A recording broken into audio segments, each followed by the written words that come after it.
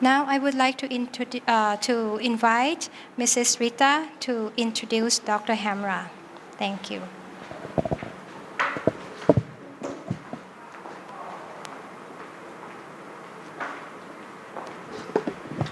Very good afternoon. Okay, I was asked to introduce our presenter this afternoon because according to the person, I have been here the longest besides him. And I said, is that true?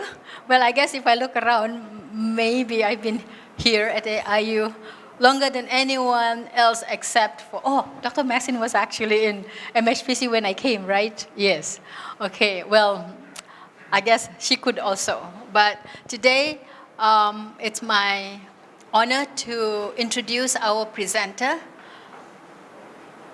I think not everyone, maybe some of you know a little bit about him, but I will just introduce him for the benefit of those who have not been here that long. Maybe you just know his face, who comes to us with a lot of experience. His love for God brought him to Asia. And he has dedicated all his life to serving God. In fact, he is one of the few individuals who braved the jungle here. It was a jungle, right, Dr. Wayne? Or something like that? Secondary jungle, okay, with lots of snakes at the time. Even when we came in 1998, the only building on campus was the administration building. And, there were other buildings as well, like the dormitories.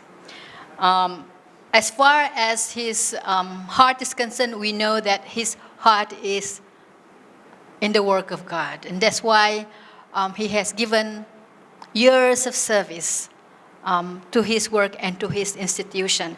But let me just give you a little bit about his background, academic background.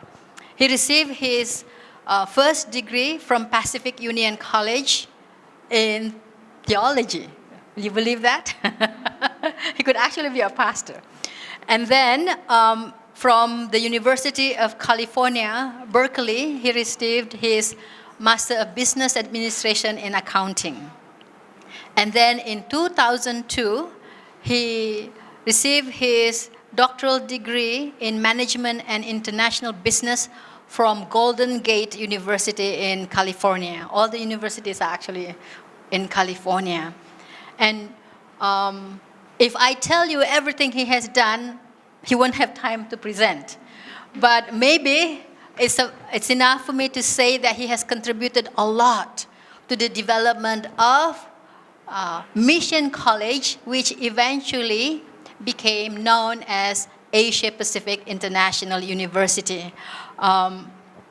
Right from the time they broke ground to begin Mission College, until the college merged with Southeast Asia Union College and Mission School of Nursing, okay? And he continued until today. And he has served in various positions. Let me just read what he has done for the University of Mission College.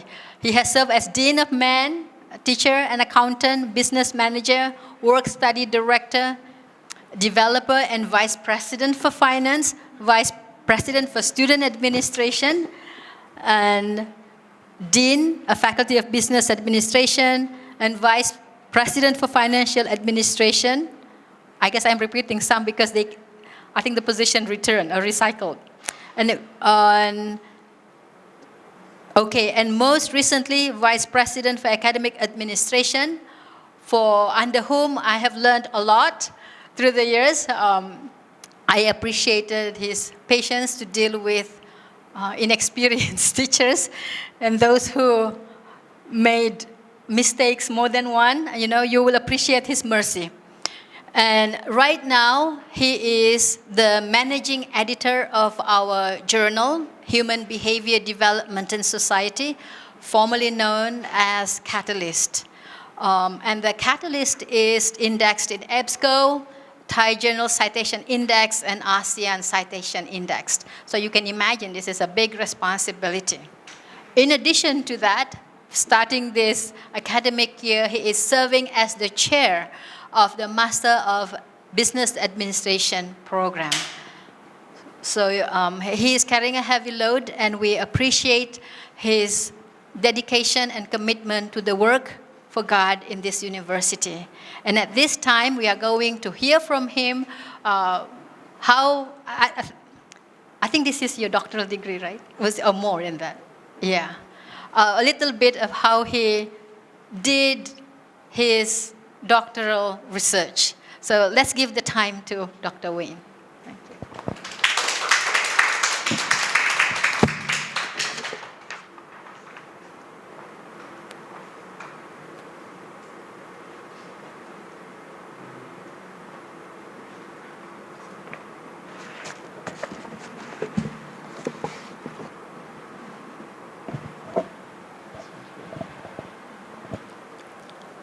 Will the two mics fight with each other?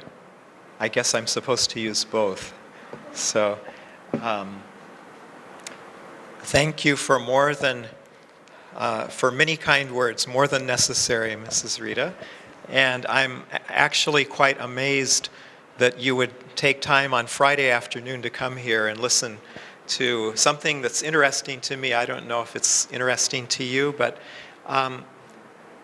I would like to just tell you a little bit about methodology, qualitative research methodology, and then also about topic, which is something that was of interest to me, at least, and perhaps will be of interest to some of you as well. And I think a few of you have heard some of this before. 5 years ago, when Faculty of Arts organized qualitative research seminars. So this is some similarity and also some other material that I've added because the focus here is actually the research department. And so I may give you a few more details than you got the first time. So without further ado, by the way, I didn't realize that there was some interest among Thai speakers also. So sorry about that. I think I had too much to translate. But if you want, ถ้าต้องการเป็นภาษาไทยเดี๋ยวภายหลังก็ได้นะฮะอาจจะชุดเฉพาะได้อยู่นะฮะหรืออาจจะมีคนที่จะเล่าให้ฟังคร่าวๆก่อนก็ได้นะฮะ Okay, so I need to start at the beginning and tell you just a little about my background. The first 13 years I was in Thailand, I was basically a financial manager. 10 of those years I worked at Chiang Mai Adventist Academy, Met Dang. And then 3 years here on this campus, which wasn't a campus really yet. It was still secondary jungle, cornfields, custard apple orchards, and so on, as we developed the physical plant and built some of the first buildings. And as a business manager, sometimes the organization I worked for would be approached and asked for payments, the kind that you can't get a receipt for. You know, there's many names that we call these, you know, under the table or T-money or payments like that. They're very customary, actually, in most parts of the world. And I need to, for the benefit of my Thai brothers and sisters here, say that although I conducted this study in Thailand, this is a human problem. It's a universal problem in every country. And so please don't feel like because some of the work I did was in Thailand, I'm singling out. That's not my thought or intention. My advisor told me that before I can talk to him about a topic, I have to read 50 papers about something that I like. So I spent a little time doing that, reading some dissertations from the library. And when I had done my MBA independent study project, our university had one of the foremost teachers and researchers in the US on this topic. I didn't have him for classes, but he was my advisor. And I did a study like this because it was something I was interested in. You know, especially as a representative of a religious organization, I felt like everything that we do needs to be a witness. And so if organizations come to a religious organization, and we're also, paying money for which we know in most cases it's not going into the government agency or organization, it's going into someone's pocket. What are we to do? Just shrug and say, well, everyone does it, it's okay? Or, what are some creative ways? We need to have good relationships with the outside world. And government agencies are typically, we don't have a lot of choice. They have monopoly power. If you want to get a land deed from a particular part of a province or a district, you don't have 5 choices to go to. You only have one. And by the way, all governments in the world that I know of would like to eradicate the payment systems. Not necessarily for moral reasons, but for economic reasons. This is a great drag on economic growth. I'm not going to be able to go into this in detail with you today because of the time limitations. But what to do? This was a problem that I had faced. When we wanted to survey the property, the first thing that the Adventist denomination wanted to do is survey the property before we built buildings, so that we knew the boundaries before we invested money. And if you don't pay money to the land office, they'll put you at the end of the list until you come back in 6 months or something like that. It was the same way with electricity. The rules said within 45 days after you pay, you have to get the materials. Within 90 days, the work has to be done. And we paid 1.3 million baht to the local office here. And, in general, some of you, I think, know about this already. No one comes and says, please give me some money. But they say, oh, we're very busy. There are many factories that need, and you're supposed to get the hint. It's indirect, like this. We used to go to church in Korat twice every 3 months. There was a police checkpoint at every district between here and Korat. And they stop and they, let's look at your license. Do you have any alcohol? Do you have any energy drinks? Thailand has changed so much in the last 30 years. We don't have that anymore. When I was doing research for this program, for this project, I was driving from Chiang Mai to Bangkok. I had gathered some data in the northern part of the country and came to a checkpoint where there was a sign in Thai and English and it said, don't throw money at the police. They're just checking for drugs and things like that. But, actually, I'd never seen anything like that. And it was such a different... Thailand has made tremendous progress, and there's a lot that can be learned from that.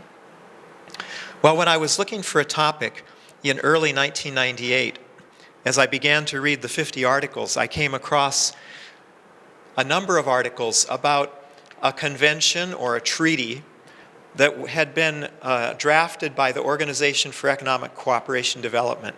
I think probably some of you don't recognize this, or maybe you've heard of it. It's basically the developed economies of the world, about 30 countries at that time, mostly Western European, some Central European. In Asia, it consisted of Japan, Korea, Australia, New Zealand. In the Western Hemisphere, Canada, the US, and Mexico. And then there were also some other countries that were going to join and so on. It's about 40 countries now. And this treaty was going to outlaw cross-border bribery. Now, I need to define that for you in just a minute, so I'll come back to that. And it had to be ratified by the legislatures of all the countries. And it seemed like a timely topic, just like if some of you were going to study something related to COVID right now or whatever. This was the first serious multilateral effort that had ever been made to attack the problem of under-the-table payments, questionable payments like that. And the main objectives of the OECD are to build members' economies, expand free trade, and to help developing countries grow. Now, although there weren't really too many developing countries that were members, many were observers. In Southeast Asia, including China, Hong Kong, Malaysia, Thailand, Taiwan, many would send delegates to attend the meetings. And so they were very interested in this. And although they hadn't, actually joined it yet. So what were the important provisions of this treaty? The first was that kickbacks, this is a slang word. Some of the UK folk call them backhanders, I've been told. It's money that you give back. You win a government contract, for example, to build a road, and then you have to give 5% back to the officials that decided to award the contract to you. Okay, it's called a kickback. So that was one thing. Those were illegal. And by the way, international bribery, I'm looking not at local bribery. I'm looking at bribery by companies that are based in the OECD countries, okay? And then they pay the bribes in other countries, including developing countries. And this is a very important piece of legislation I'll try and explain in a minute. 14 of the OECD countries actually allowed bribes to get jobs like this to be tax deductible. I was shocked when I read that, when I learned about that. 14, and big countries too. If I mention the names, you'll say, oh my. And so they had to actually change the laws, their tax laws, so that these payments are no longer legitimate expenses, okay? And if you paid money to get a contract through an intermediary, you hired a local consulting firm, or you got an agent, you could still be prosecuted for that as a multinational. So I'm looking at bribery by multinational corporations, okay? And, most of those firms, by the way, are located, at least at that time, in OECD member countries. You couldn't have slush funds that were not part of your accounting records. And this is probably the most important feature. Countries are very, very jealous of their sovereignty. If you commit a mistake in Thailand, the only government that can prosecute you for the mistake in the past is the Thai government. But this convention said that if I worked for an American company and I paid a bribe in Thailand, the American government could prosecute me and put me in jail, make me pay a fine and do other things. So this was the first time, I better be careful, but probably one of the first times that this legal principle of extraterritoriality was established. We can be punished for things that we do wrong in other places by the home government. So this was actually quite cutting edge. And the reason that they were doing this was not because of bribery in developing countries. For a long time, the problem had been, I think I took it out. I have too many slides. The US had made laws in the late 1970s after Watergate. Probably most of you haven't heard of that. And several scandals. A US aerospace company called Lockheed had paid bribes to the Prime Minister of Japan so that they would buy products from Lockheed rather than from another aerospace company. And the government collapsed as a result when it was found. And they had also paid bribes to the royal family in Netherlands. And it almost caused a collapse of the royal family in the Netherlands because of Lockheed doing this. And the US lawmakers said, wow, these companies are doing things, this is messing up our foreign relations. It's not just business, it's actually straining relationships between the countries. And so the US passed what they called the Foreign Corrupt Practices Act. I can't tell you too much about it. It was basically ineffective. After 24 years, only 3 people had been put in jail. Basically it made it harder for US companies to pay like this. But there were other companies from other countries that stepped into the void and did it. And in fact, what really finally turned the Europeans against this was bribes that were paid by firms in European Union countries, mostly to get military contracts. And it was like it was considered a dirty trick by their competitors. It had to do with companies in Belgium, Italy, the UK. There were 3 or 4 of them, several scandals that strained relationships between the governments. And so they finally decided we have to do something about this. Now, before I go any further, I just need to talk about terms. A bribe, you notice, is a payment.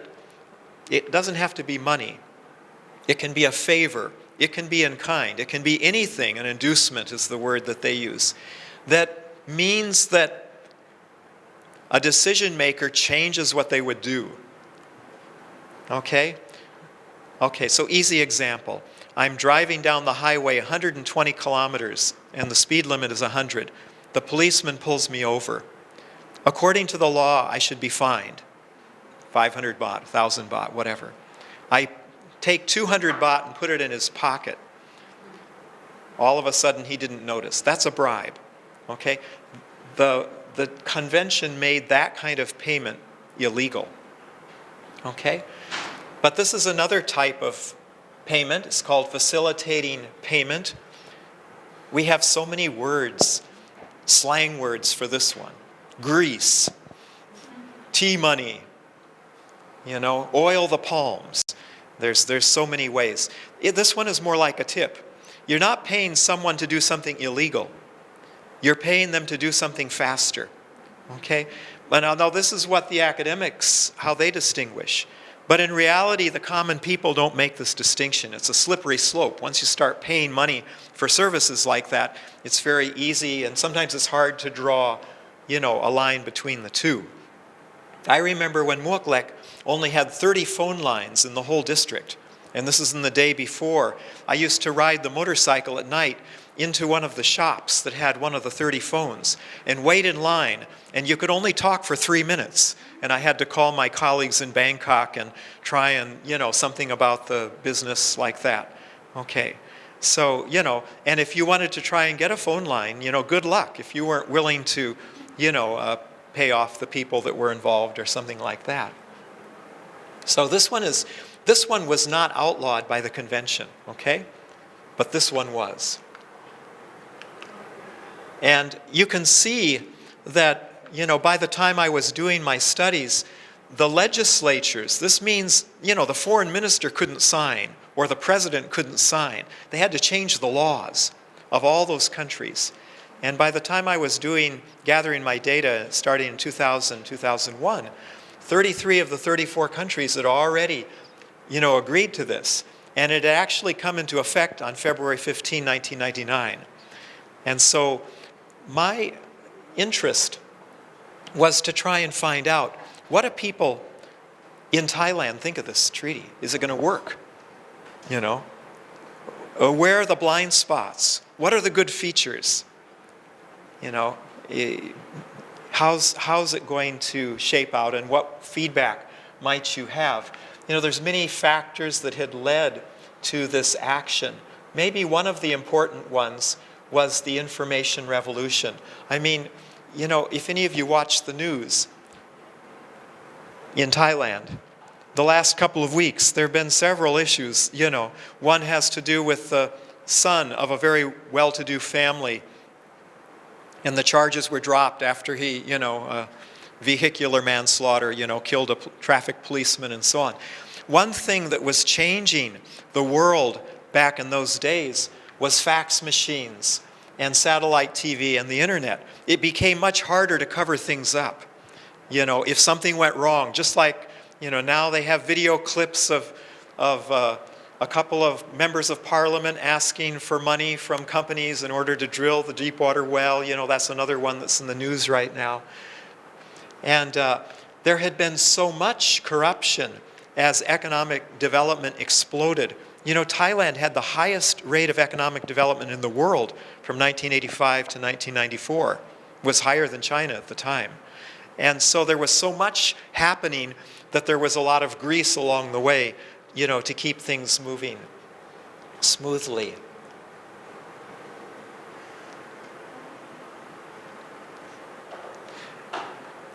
And economists, they try and estimate how much this cost countries.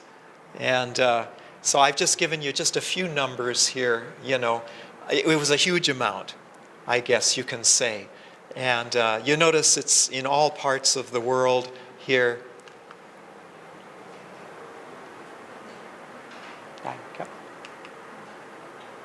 I'm going too fast, huh? Yeah, it's frozen. Unfreeze. Unfreeze ได้ไหมผมจะขยับมันยังเขียน freeze อยู่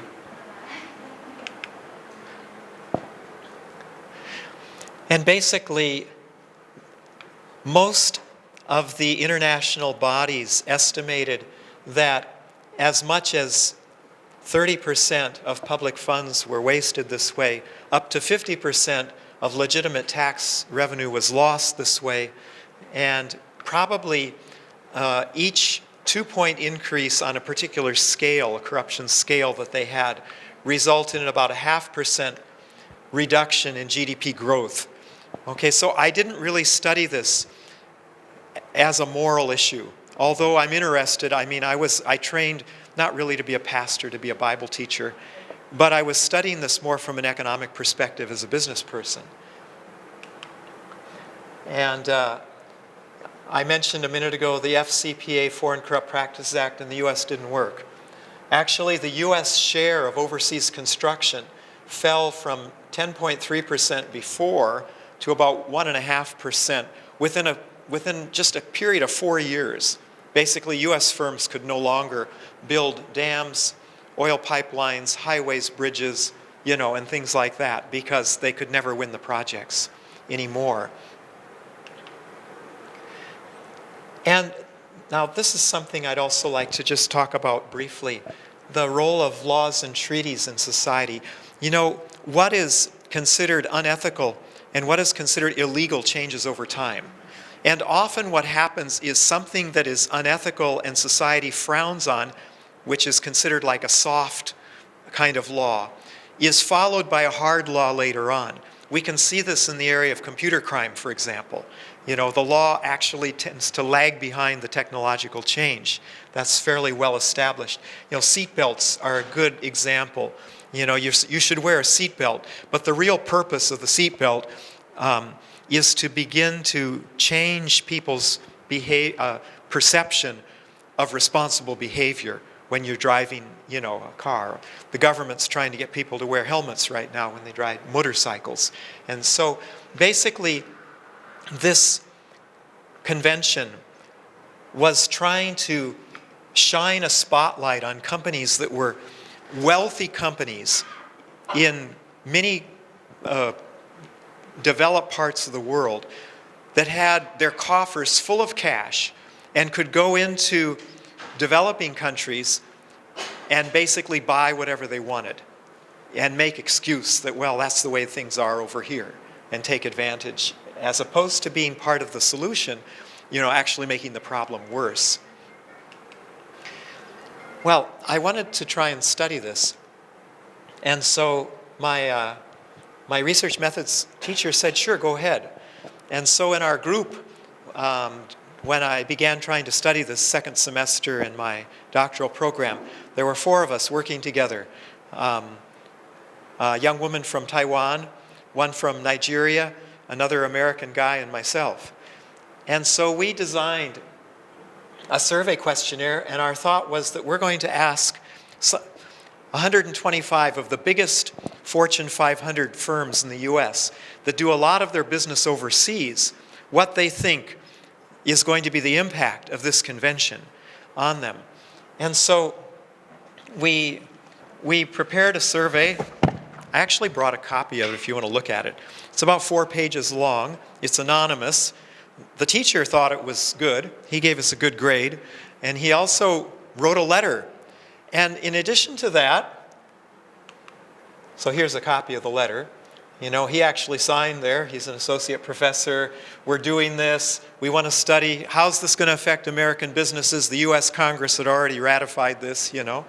And we actually went the second mile. One of the people in our group went online and looked to see who was responsible for ethical compliance at all these companies. We actually found names. And we called them and told them we'd like to send this survey to them, and, would it be all right? This is just part of our spreadsheet here with the addresses and everything. We did a mail merge thing using Word and Excel. We actually although we were graduate students, we put stamps on the return envelopes, and sent it out to 125 companies. Now, those of you, who heard this in 2015, please don't answer. How many do you think answered? Those of you who haven't heard this. Maybe 10%. 10%. So 10% would be 12 and a half, 13. Huh? Thank you. Optimistic answer. Anybody else want to guess? Less than 10%. 125. We spent $70 on postage, which for us was a lot of money. We got 6 back. Yeah. What do you think? Now, they don't have to identify themselves. Maybe they thought we'd be looking at the postmarks, The U.S. companies were in favor of this, by the way. They were losing, money to the competitors who were playing by different sets of rules. Why no one wants to talk about it? Why do you think? I don't know the answer, but I'd like you to guess with me. Yeah, it's a very sensitive topic, isn't it? You talk to strangers, about your love life or your financial dealings. Probably not, It was the wrong approach. We weren't really trying to measure how much money was involved, We were just trying to gauge the extent of the problem, how frequently they ran into it. If you look at our questions and stuff, we wondered, which departments might be affected by this, and how effective they thought it might be in changing things and stuff. I've put a couple of the questions up here, and I don't think I really have time to, go into detail, but I just want to tell you we wrestled very hard to try and make the questions neutral, okay? Yeah, you can't go up to someone and say, how many bribes did you pay in the last 6 months? No, that's never going to work, right? And so we asked, what are the reasons that these payments have been given by the firms to the public officials? What are the reasons? Trying to make it as neutral as possible. Everybody knows it happens. We're not blaming one side or the other. We're not saying the officials asked for it, And then we had some sub-questions like this. Departmental functions. How secretive or how well known are these? What happens when other people find out about them? Is this only going to drive it deeper underground? How long will it take, to make a difference? Will it affect the multinationals' local operations? We also asked. These are basically, this is an interview guide, by the way, for those of you that are thinking of research methodology, okay? So we have the main question, and then we have probes. The probe is to try and follow up based on what the people would say. And I remember it took us about 5 different versions to translate this into Thai. It was really hard to try and get it so it's simple and easy to understand, but at the same time it captured the meaning. I had help from several people who were expert translators, and it was still, very difficult. This is a sensitive topic. I look back and I just say, I was crazy to pick a topic like this. If a student comes and asks me, I say, oh, you want to graduate on time, do something else.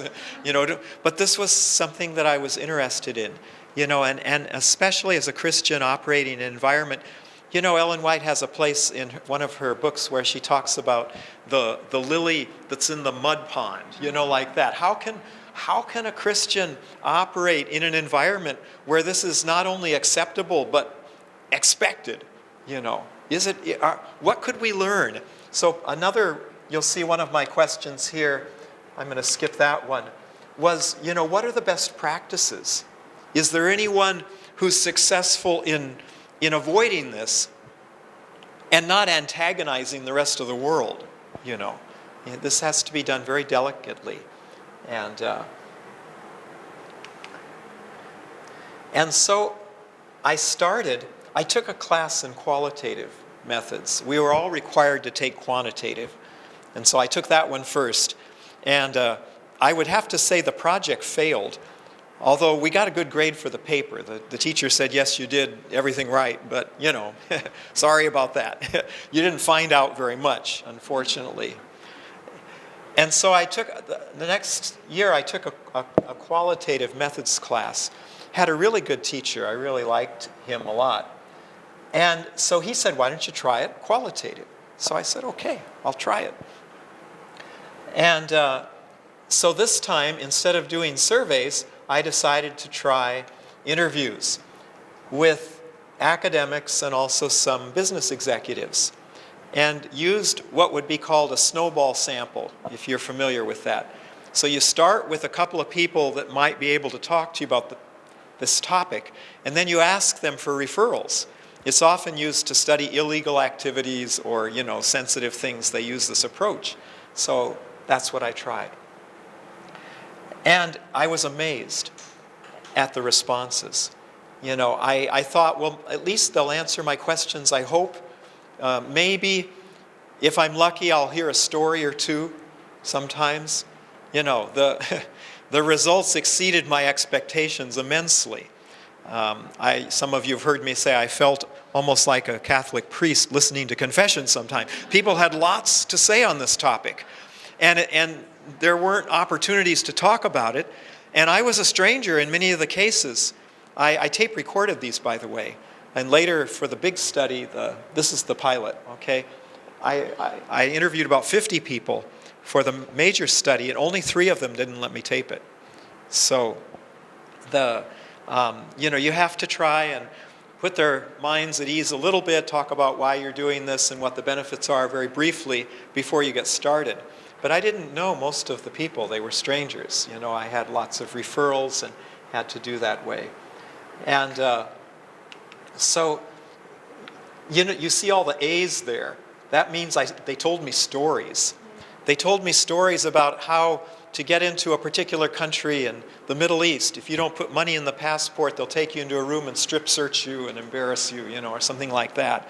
About how to sell drugs, pharmaceutical company, to hospital systems and governments in another part of the world. All the stuff they had to go through in order to get in the market, even though they had the best product, and often the very good prices and things like that. I talked to somebody who worked for the largest privately owned construction company in the U.S. He was a foreign national. He had worked in his home country, which is in Southeast Asia, not Thailand. And then he had worked as a manager in the U.S. And he told me so many stories. It was amazing, to get a sense. And you notice, so I had some academics, I had some foreign managers, and I also had some U.S. managers. And I wrote an article eventually. It was published in a journal. That's the one actually I used to get the ranking, was this article. I wasn't finished with nobody published from the classes. You have to publish at the end, right? But this was just something from a class, but it was interesting. And I came up with a conceptual framework here. This is based on economics. So you have supply side of corrupt practices and you have a demand side of corrupt practices. And because I was looking at multinational corporations, I wasn't looking at domestic, payments. So we have the foreign managers that go abroad, and they have different pressures from inside the firm and outside the firm. And then we have government officials who often have high status in their societies, but low salary levels. And in fact, if you study the history, I haven't studied other countries too much, but I've studied Thailand quite a little bit. In the past, many civil servants actually took a percentage of the revenue that they collected, and they didn't get a salary. If you were in charge of the forests up in Mesod, and so you had the concession, and you actually could keep a certain percentage of the revenue that you got from the wood. And then eventually, about 100 years ago, the Thai civil service made some changes and so on, but the practices persisted. And that's been, I would say, symptomatic of the issues in many other parts of the world as well. And because officials, if the laws are not written narrowly, they have broad discretionary decision-making authority. And so there can be tremendous pressure put on people, whether they like it or not. And so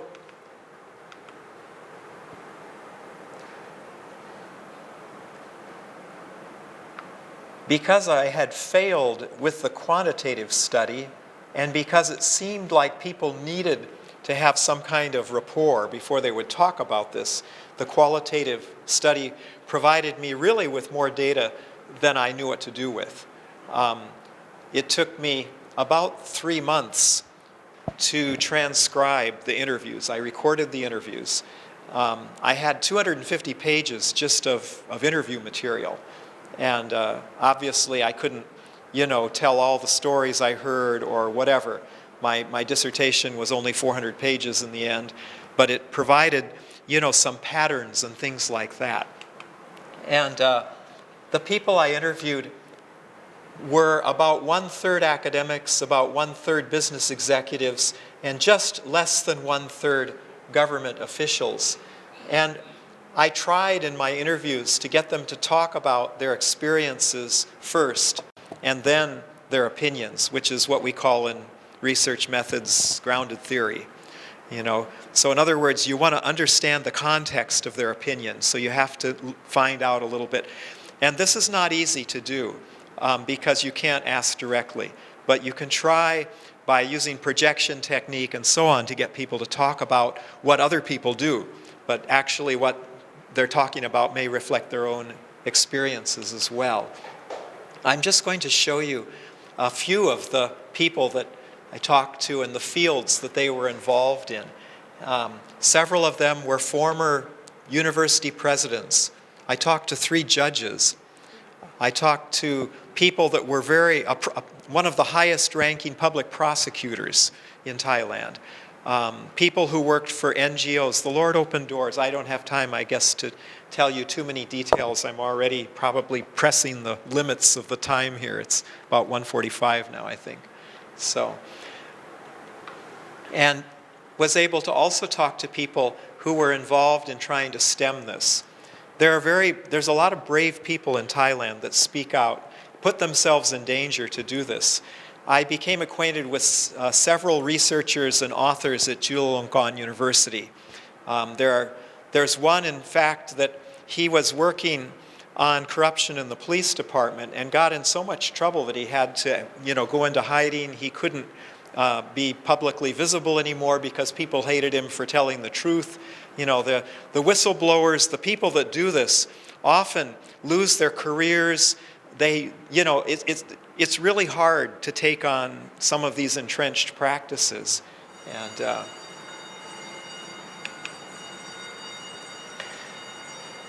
And so, in qualitative research, we look for patterns, themes. Maybe we use quasi-quantitative techniques sometimes, some counting, trying to compare and contrast results based on respondent group. And then we have to try and work through contradictory evidence that comes.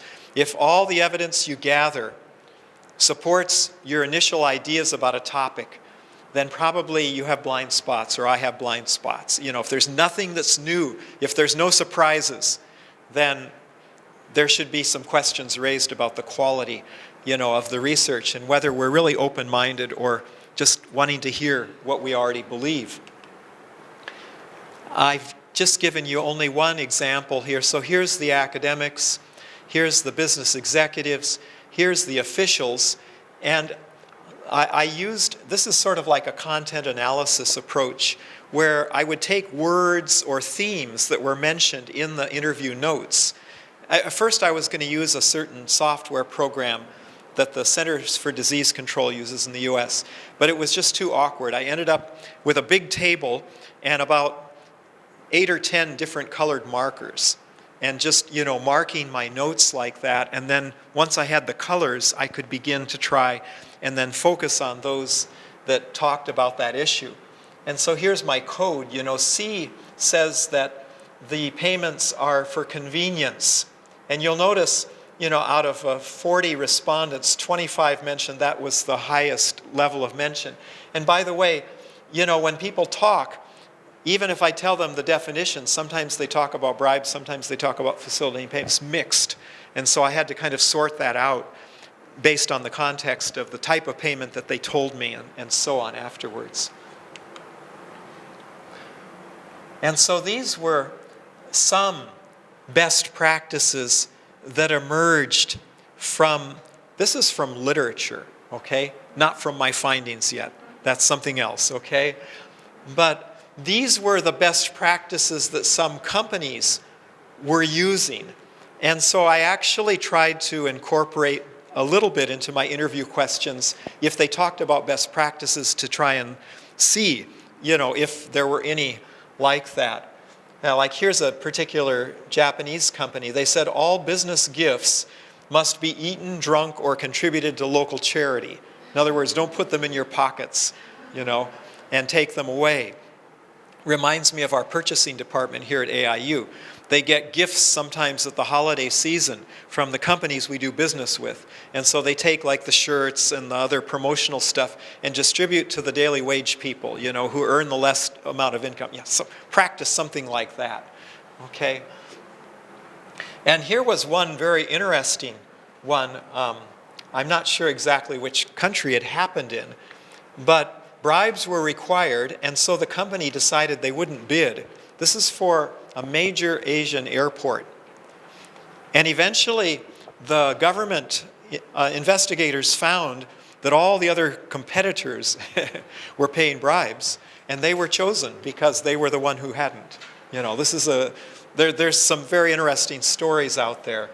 And some companies, at the time, Motorola, for example, they actually had a book. I still have it. It's case studies that they use to teach their managers how to avoid ethical pitfalls. And I've shared it with the Thai program, the person who teaches in the business ethics class, and so on. But yeah, there was a serious effort to really not only have codes of conduct, but to actually try and teach people how they could avoid, some of these problems. So, to summarize, with a difficult problem like that, even just a little bit of progress is very welcome sometimes. And this was an area that not a lot of empirical study had been done. Why not? Because it's very hard, actually. It took a long time. I had to make several trips, from Thailand, and I traveled. But again, I think the Lord opened the doors. He must have said, even though this researcher is crazy, but this is a topic that may be of some value. And I'm so thankful to see the progress that's been made, not only here, but also in many other places. It's because when you have to pay, the government often sets the service fee at a very low level. It's because they're trying to promote equality for all the people in the country. You don't have to be wealthy in order to get, hooked up to the local electricity company or get water service. But when we pay these things, they become a surcharge, they become a tax, and it raises the price not just to Adventist organizations, my area of interest, but to the poorest people. Now they have to go to the back of the line. And so if we can learn to be patient, if we can learn to foster good relationships with government, not when we need something, but before we need something. We need to go when they have New Year's. And I remember when we first came here, they were downstairs in the police station. They were walling everything in. And so the local Thai people, we had a meeting, we decided to get them a water cooler, and we gave it to them. I remember another time we gave a government agency a set of books, character building books and things like that. We didn't need anything, just we're going to be friends. Gift giving is okay.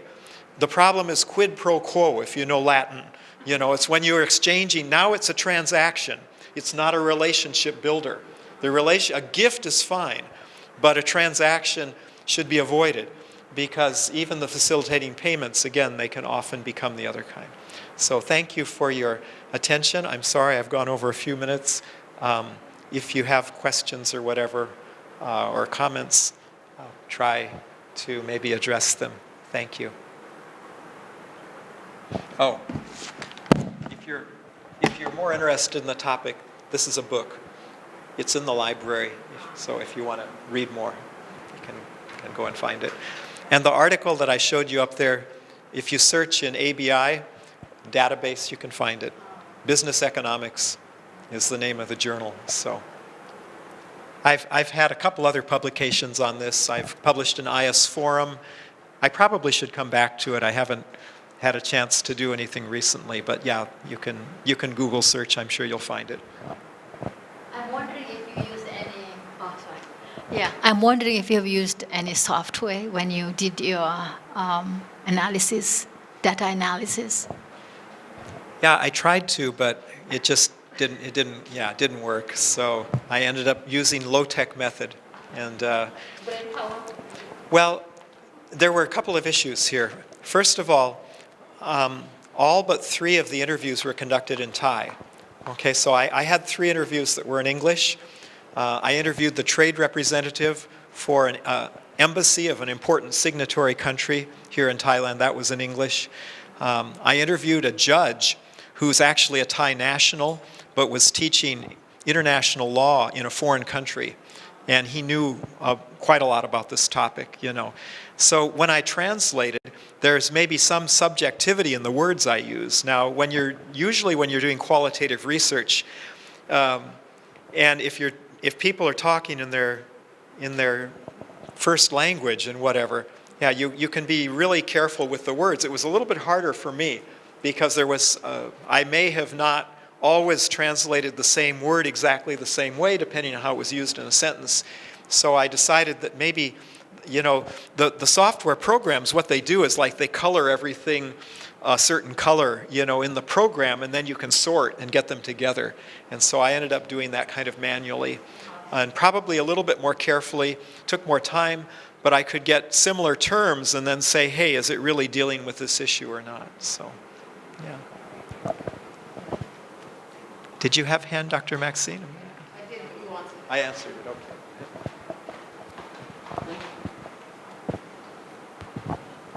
Rowan, you had mentioned that when you did the study, you said you are possibly considering yourself very foolish to take a topic like that, because of the sensitive nature of the topic. Yeah, too sensitive, too difficult, you know, right. What would be your advice to us if you had to choose such topics for research now? Do you think that is really a good thing to pursue those kind of things? Is it really feasible in the real context? Yeah. And also, I also saw that your questionnaire said, or you also mentioned that we did together, or I don't know, was this topic done collectively to a certain extent, or not individually? The quantitative study that didn't produce good results was done as part of a group. The qualitative work was done by me alone. So the nature of the classes were a little bit different. You know, I mean, I started as a class assignment, and so that first study, the one that I passed the questionnaire around, you know, so the first question you asked, you know, what would be advice, you know, I mean, I felt like this is an area where as Christians, we should be able to make a positive contribution to practice and to, to advance the body of knowledge, at least just a little bit. You know, this is something new. It's something that's overlooked, neglected, because it's hard to study. And so although I maybe didn't, set out intending to do this, it was just an area of personal interest. As a business manager, what can I do? What can I learn? So I would just say, pray about it. Maybe for some people, the Lord will open doors for you. You have some contacts. You can do something in an area. I guess that it was more interesting to me than trying to do a study about how well-to-do investors can make even more money in the stock market, or, I mean, there's some topics that in my MBA program, I had been quite interested in corporate social responsibility. And in fact, I had a friend who was in the class, a Korean friend, and at the time, the U.S. was trying to force several countries, including Thailand and Korea, to open their markets to cigarette products. And they wanted to be able to advertise. And Thailand had laws against advertising, for cigarettes. And so my friend and I, in the class that we were taking, we actually wrote a paper. And our teacher, after the next election, actually went to Washington, and he became an official actually it was Clinton's administration that had to do with things like that. And eventually, the tide turned against this. He sent our paper in. I was very surprised, But I think that we should try and do things that are beneficial, especially to the least of those among us, or, you know what I mean? That Ellen White was very active in the temperance movement, wasn't she? So I think we have to ask for guidance and direction, though. I can't, speak for anybody else. But if we can pick topics that not only bring us QA points, but that somehow can also help to make society around us better, those are the kinds of topics that I think, even if they're more difficult. But, the Lord can help us, or we can get a partner or somebody else to work with us, like that. And so that was one thing, actually, some of you maybe know, but, Berkeley is a very activist campus. That's one thing, they're maybe don't always agree with everything, but there were student groups that were trying to reform different parts of society, and so there were good things happening. And, as Christians, we can also, I think, help, move that direction sometimes. So, any others? Okay, the hour is up. I can see the clock on the other wall. So again, thank you very much for being attentive listeners. God bless you as you work on research projects.